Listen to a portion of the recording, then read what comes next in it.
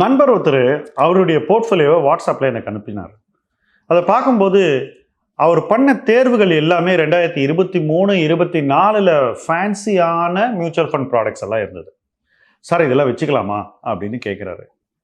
எனக்கு அதில் பல ஃபண்ட்ஸை பார்க்கும்போது ரொம்ப நாளைக்கு வெயிட் பண்ண வேண்டியிருக்கும் அப்படின்னு தோணுது.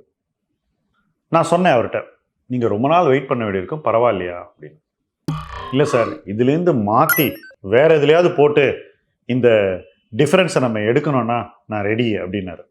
ஸோ அவருக்கு அதை செய்யறதுக்கு இந்த ஒரு ரிவ்யூ ஒரு வாய்ப்பாக அமைஞ்சது.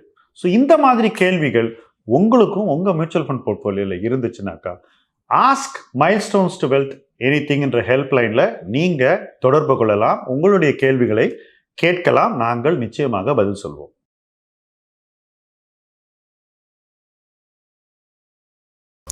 ஜெயிக்க போவது யாரு சீரீஸில் இன்னைக்கு நம்ம பேச போகிற சப்ஜெக்ட் ரிஸ்கை மேனேஜ் பண்ணுறதை பற்றி தான். மார்க்கெட் ஏற ஏற போர்ட்ஃபோலியோ மதிப்பு கூட கூட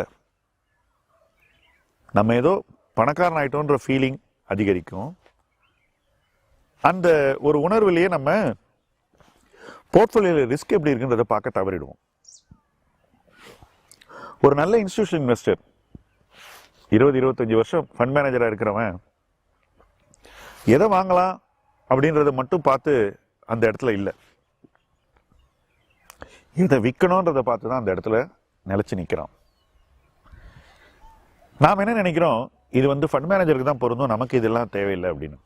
நமக்கு தான் இன்னும் அதிகமாக தேவை. ஏன்னா நீங்கள் ரொம்ப கஷ்டப்பட்டு ஒரு போர்ட்ஃபோலியோவை ஒரு சாதாரண அளவுலேருந்து ஒரு 5 lakhsக்கோ 10 lakhsக்கோ கொண்டு போயிடுறீங்க.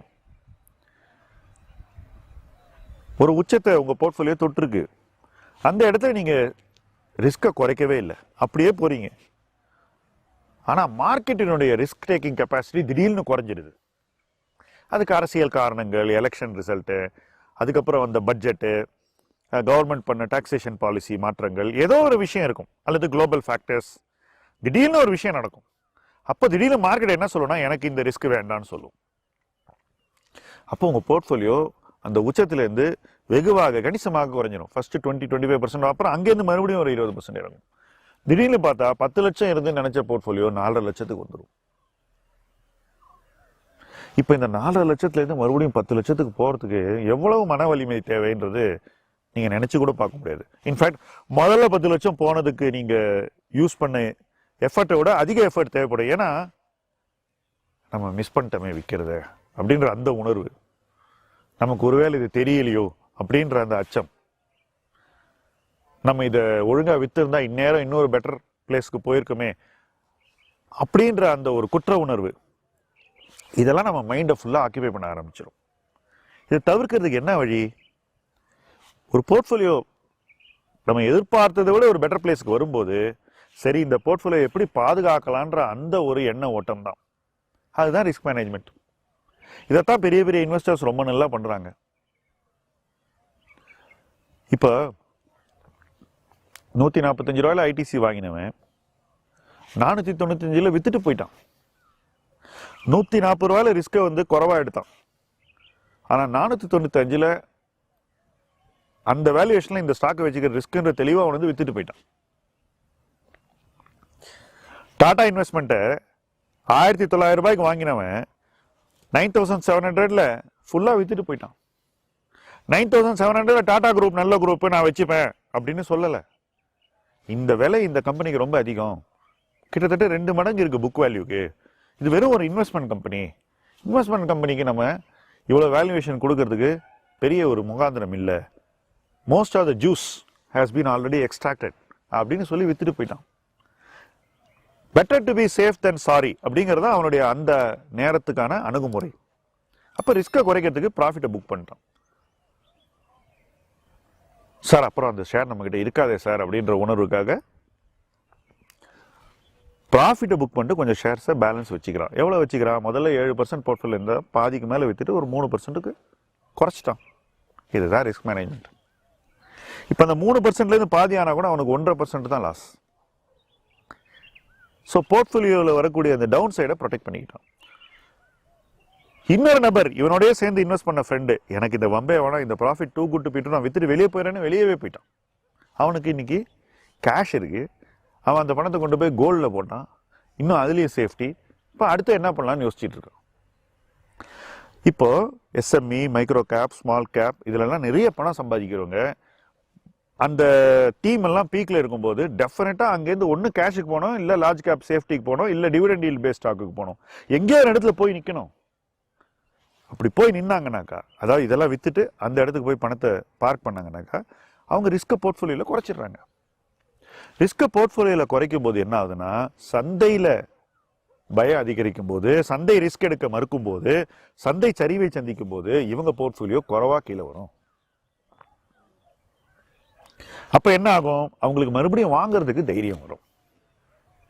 ஸோ ரிஸ்க் மேனேஜ்மெண்ட் உள்ளவன் என்னைக்குமே அதிக ரிஸ்க் எடுக்கிறவனோட பெட்டரா பண்ணுவான், அதுவும் குறைவான ரிஸ்க் எடுத்து பெட்டரா பண்ணுவான். வேறஸ் அதிக ரிஸ்க் எடுத்தவன் அதிக ரிஸ்க் எடுத்துட்டு அந்த ரிஸ்கை ஒழுங்கா மேலாண்மை செய்யாதனால அந்த ரிஸ்க்னால பாதிக்கப்படுவான். See if you taking higher risk you must benefit from it. இல்லை நீங்க பெனிஃபிட் வரும்போது அது பெனிஃபிட்டை நீங்க எடுத்துக்கிறது இல்லை, பெனிஃபிட் காணாம போயிருது, அதுவே உங்களுக்கு கேடாவும் மாறிடுது அதுக்கப்புறம். அப்போ உங்க ரிஸ்க் மேனேஜ்மெண்ட் எடுத்ததுக்கான ஒரு முயற்சியே இல்லாதனால நீங்க ரிஸ்க் எடுத்தும் தோத்து போயிடுறீங்க. Because you fail to take a proper risk management approach, the high risk you took doesn't help you. இப்போ இன்னைக்கு மார்க்கெட்ல நான் பார்த்த வரைக்கும் ஜெயிச்சுட்டு ரிஸ்க் மேனேஜ்மெண்ட் பண்ண நிறைய பேர் தயங்குறாங்க, மறுக்கிறாங்க, இதை செய்யணும்னு சொன்னா கோவப்படுறாங்க, தங்களுக்கு செய்ய வேண்டிய கடமையை அவங்க செய்ய மறுக்கிறாங்க. So if you don't do your duty to yourself, who will do it for you? பெரிய பெரிய இன்வெஸ்டர்ஸ் இதுல ரொம்ப ரொம்ப ரொம்ப கரெக்டா இருப்பாங்க. இப்போ வாரன் பஃபெட் எடுத்துங்க, இந்த போஸ்ட் கோவிட்ல எத்தனையோ கம்பெனிஸை வாங்கினாங்க, ஹை ரிஸ்க் ஸ்டாக்ஸை வாங்கினாங்க. நிறைய கம்பெனிஸ் அவர் வித்துட்டு வெளியே போயிட்டாரு. இன்னைக்கு அவர்கிட்ட 60% கேஷ் இருக்கு, ப்ராஃபிட் பண்ணிட்டு வெளியே போயிட்டார். ஏன்னா அவருக்கு தெரியுது இது சஸ்டைனபிளா இல்லையான்ற ஒரு கொஸ்டினுக்கான விடை. பட் இந்தியாவில் இருக்கக்கூடிய ரீட்டைல் இன்வெஸ்டர் தன்னை ஏதோ வாரன் பஃபெட்டுக்கு மேல நினைச்சுக்கிறான். ஸோ ரிஸ்க் மேனேஜ்மெண்ட்டே பண்ணாம டிராவல் பண்ணிட்டு இருக்கான். இன்னொரு விஷயம், கேஷ்ல ப்ராஃபிட் பண்ணிட்டு போர்ட்ஃபோலியோ வளர்ந்துருக்கு, அந்த போர்ட்ஃபோலியோ பிணை வைத்து ஆப்ஷன்ஸ்ல ட்ரேட் பண்றான். ஆப்ஷன்ஸை லாஸ் பண்ணா கேஷ்ல இருக்கிற போர்ட்ஃபோலியோ விற்க வேண்டிய சூழ்நிலை வருங்கிறத அவங்க யோசிக்கிறது கூட இல்லை. இது செகண்ட் லெவல் ரிஸ்க் டேக்கிங். நான் முதல்ல சொன்னது ப்ராஃபிட்டை எடுக்காதது, அந்த ப்ராஃபிட்டை வச்சு கேம்பிள் பண்றது, அது ரெண்டாவது செகண்ட் லெவல் ரிஸ்க் டேக்கிங். உறுதியா அது நல்ல இடத்துல போய் முடியாது. நான் ஒரு சைக்கிளையும் பார்த்துருக்கேன். என் ஃப்ரெண்டு ஒருத்தர் சொற்ப பணத்திலேருந்து ஒரு 100x ஒரு சைக்கிளில் ப்ரொடியூஸ் பண்ணார். நினைச்சு கூட பார்க்க முடியாது, அந்த மாதிரி ஒரு வெற்றியை ப்ரொடியூஸ் பண்ணார். அந்த இடத்துல என்ன பண்ணார், ஷேரை விற்க அவருக்கு விருப்பம் இல்லை, அந்த 100x வேல்யூல போர்ட்ஃபோலியோ பிளட்ஜ் பண்ணி கடன் வாங்கி அதே மாதிரி ஷேர்ஸை வாங்கி அந்த ஷேர்ஸ்ல சரிவை சந்திச்சு மொத்த பணத்தை இழந்துட்டார். Imagine making 100x and losing your capital. என்ன ரீசன் பார்த்தா சிம்பிளான ரீசன் தான், refusing to do risk management. எனக்கெல்லாம் ரிஸ்க் மேனேஜ்மெண்ட் தேவையில்லை அப்படின்ற அந்த ஆட்டிடியூட். கிட்டத்தட்ட அது பார்டரிங் ஆன் அரகன்ஸ், ஆணவத்தின் உச்சம்னு சொல்லுவேன்.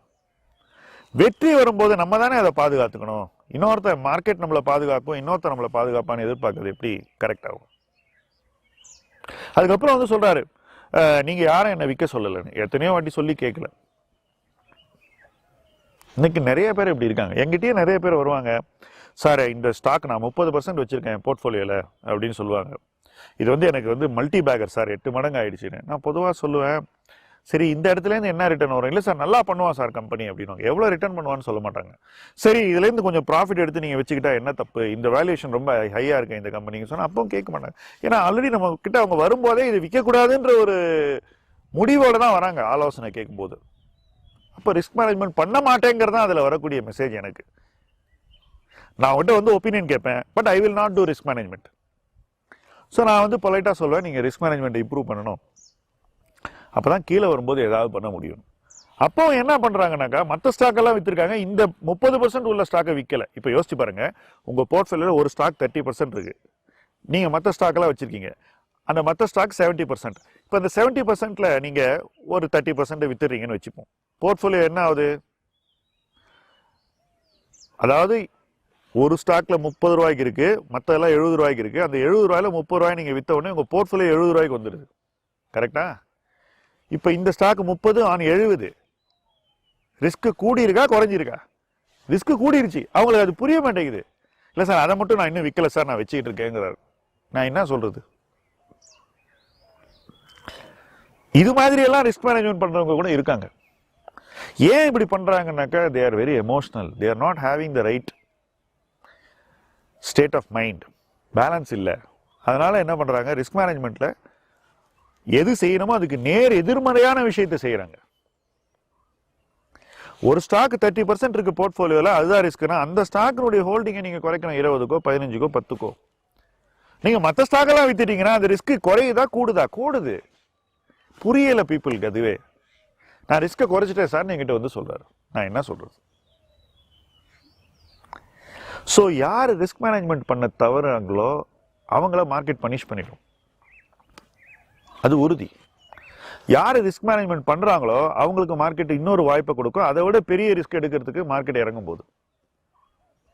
ஸோ இப்போ நீங்க ஒரு இன்வெஸ்டரா என்ன செய்யணுங்கிறது இந்த வீடியோவில் நம்ம டிஸ்கஸ் பண்ண விஷயத்துலேருந்தே தெளிவாக புரிஞ்சிருக்கும். உங்க போர்ட்ஃபோலியோல எங்க ரிஸ்க் இருக்குன்னு அடையாளம் காணணும். அந்த இடத்துல போய் ரிஸ்க் கொஞ்சம் குறைக்கணும்.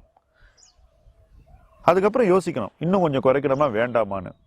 உங்க யோசனைகள் உங்களுக்கு இன்னும் தெளிவான சிந்தனையை கொடுக்கும். சரி, இன்னும் கொஞ்சம் ரிஸ்க் குறைக்கலான்ற ஒரு மைண்ட் செட்டுக்கு வந்தா இன்னும் கொஞ்சம் ரிஸ்க் குறைக்கலாம். இப்படி படிப்படியா உங்க போர்ட்ஃபோலியோல ஒரு பங்குலையும் என்ன ரிஸ்க் இருக்குன்னு ஆய்வு பண்ணி எங்க குறைக்கணுமோ அந்த இடத்துல குறைக்கக்கூடிய ஒரு அப்ரோச்சை நீங்க எடுக்கணும்.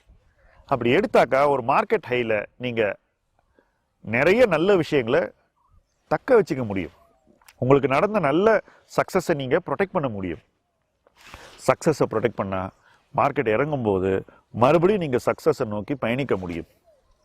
அப்படிப்பட்ட பயணம் தான் முதலீட்டில் வெற்றி பயணம். அப்படி பண்றவங்க தான் ஜெயிக்க போறாங்க. அந்த ஜெயிக்க போறவரா நம்ம எல்லாரும் இருக்கணும்ன்ற நம்பிக்கையில இணைந்து பயணிப்போம். முதலீட்டு களம் உங்கள் களம். நன்றி.